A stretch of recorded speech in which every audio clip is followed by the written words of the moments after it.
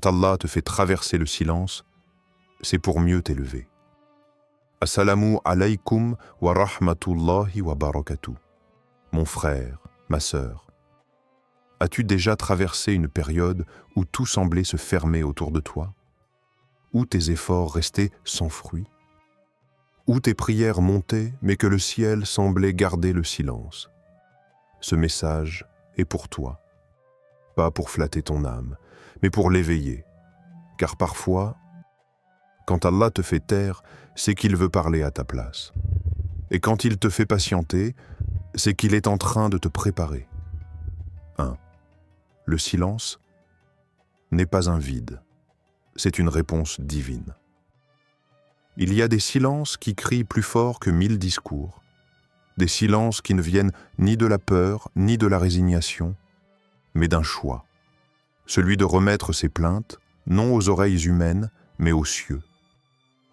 Le silence du prophète face à ses détracteurs n'était pas un abandon. C'était une déclaration silencieuse. Mon affaire est entre les mains de mon Seigneur.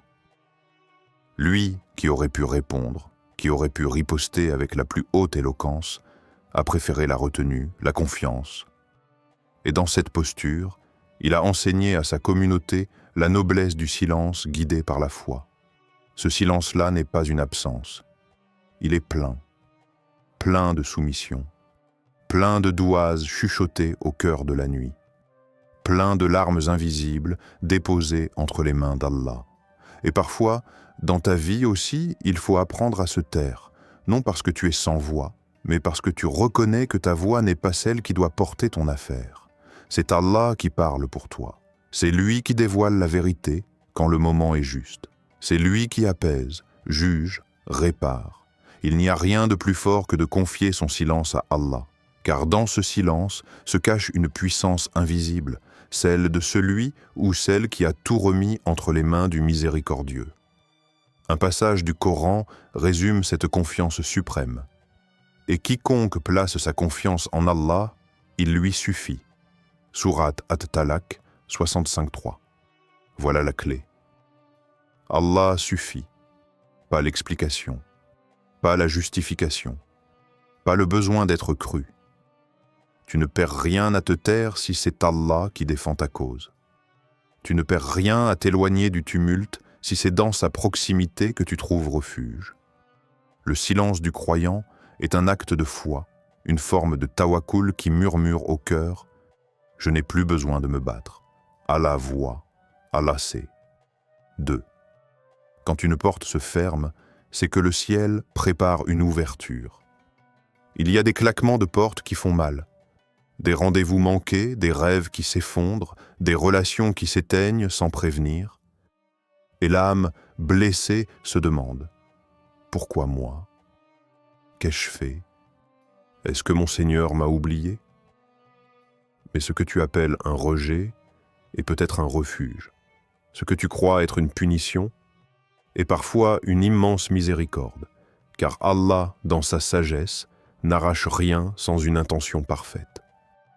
Quand il ferme une porte devant toi, c'est souvent parce qu'elle menait vers une vie que ton cœur ne pouvait pas encore voir, une vie qui t'éloignait de ta lumière intérieure, qui t'enchaînait doucement à ce bas monde, ou qui t'empêchait de grandir vraiment. Il faut le dire avec lucidité, tout ce qui est retiré n'est pas une perte. Parfois, c'est un allègement divin, un nettoyage, une réorientation. Regarde Youssouf alayhi salam, jeté dans un puits, vendu comme esclave, emprisonné sans faute. Mais chaque épreuve n'était pas une impasse. C'était une étape vers la grandeur. Ce qui semblait une descente était en réalité un plan céleste dessiné par celui qui ne se trompe jamais. Allah n'a pas besoin que tu comprennes tout. Il te demande seulement de lui faire confiance dans l'obscurité. Car la lumière qu'il prépare est plus vaste que ton imagination. Et l'ouverture qu'il a écrite pour toi sera publique, claire, éclatante. Un verset du Coran illumine cette vérité. Il se peut que vous détestiez quelque chose alors que c'est un bien pour vous. Sourate Al-Baqarah 2.216.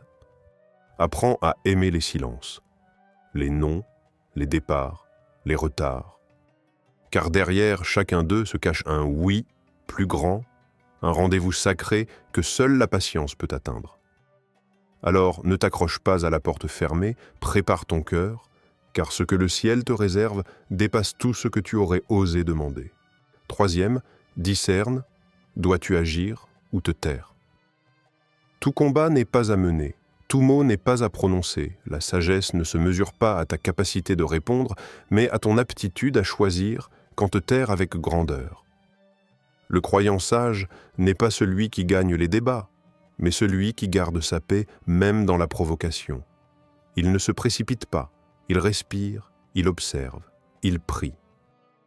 Et c'est dans ce calme qu'il entend ce que d'autres, emportés par la colère, n'entendront jamais, la direction subtile d'Allah. Parfois, on te blesse, mais tu sais que répondre ne guérirait rien. Parfois, on t'accuse, mais tu sais que te défendre, c'est t'abaisser au même niveau. Alors tu choisis une autre voie, celle du silence digne. Non pas parce que tu es faible, mais parce que tu es connecté à plus haut. Il y a dans cette retenue un art divin, une intelligence spirituelle que le tumulte du monde ne peut comprendre. Car Allah t'observe non dans ta force, mais dans ta capacité à faire confiance à son timing, et non à ton impulsion. Et parfois, ce que tu crois être une injustice est en vérité un test de ton niveau d'âme, un test de patience, de lucidité, d'humilité. Le Coran célèbre cette posture. Les serviteurs du tout miséricordieux sont ceux qui marchent humblement sur terre, et quand les ignorants s'adressent à eux, ils disent « Salam ». Sourate Al-Furqan, 25-63. C'est cette réponse, « Salam », qui brise la chaîne du conflit. C'est ce silence-là qui pèse plus lourd que 100 arguments. Alors pose-toi cette question, ce combat est-il une défense de la vérité ou une vengeance de ton ego? Ta colère parle-t-elle ou ton cœur apaisé par la foi? Discernement. Ce mot discret mais essentiel, c'est lui qui t'élèvera quand tout en toi voudra réagir. C'est lui qui fera de toi un serviteur de lumière dans un monde de feu. Quatrième. La percée que tu attends sera un miracle évident. Il y a des jours où tout semble figé, où tes prières montent mais rien ne descend. Tu continues d'espérer, de semer dans le silence, mais les murs restent fermés et le ciel paraît sourd. Et pourtant, dans l'invisible, quelque chose se prépare. Car Allah ne laisse jamais un cœur sincère dans l'attente pour rien. Il ne te demande pas d'être parfait. Il te demande de lui faire confiance jusqu'au bout. Il viendra ce jour.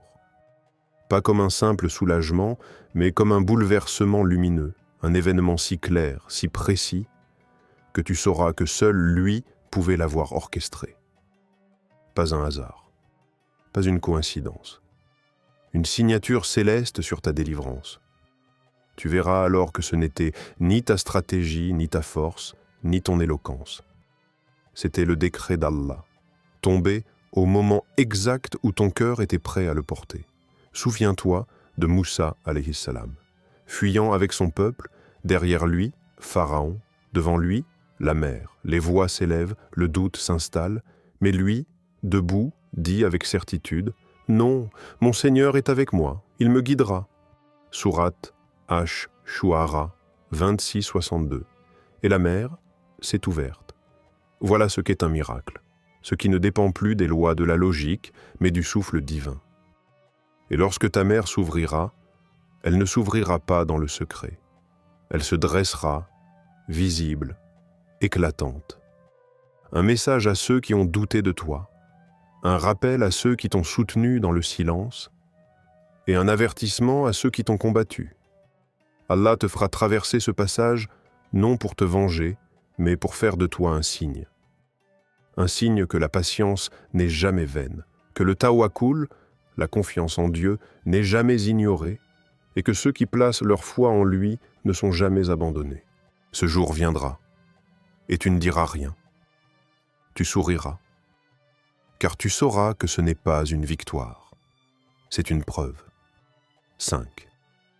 Prépare ton cœur à ce qu'Allah va t'offrir Il est une préparation plus importante que celle des mains, celle du cœur, car ce que tu demandes à Allah, ce n'est pas rien, c'est un cadeau.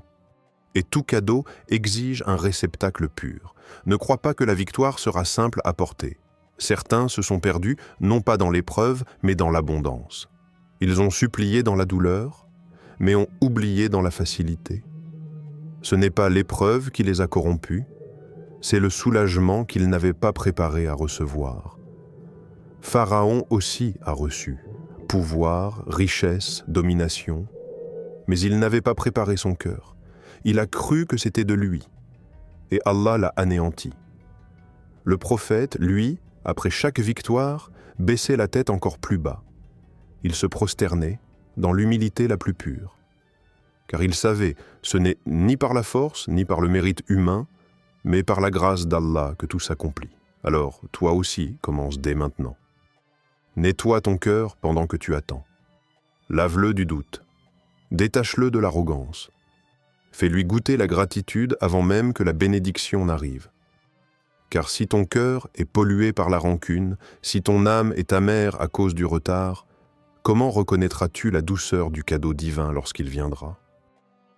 Allah dit dans le Coran, « Si vous êtes reconnaissant, très certainement j'augmenterai mes bienfaits pour vous. » Sourate Ibrahim 14:7. Commence à le remercier maintenant, dans le manque, dans l'attente, dans le silence.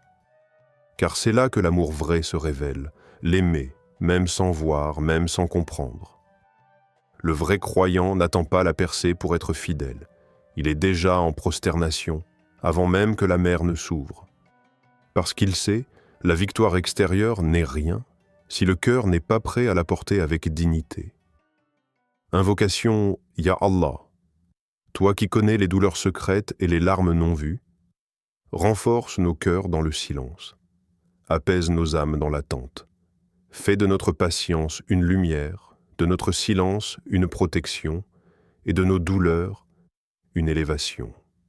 Ya Allah, accorde à celui ou celle qui écoute ce message une ouverture visible, claire et bénie, et fais de nous des serviteurs reconnaissants dans l'épreuve comme dans la victoire. Amin.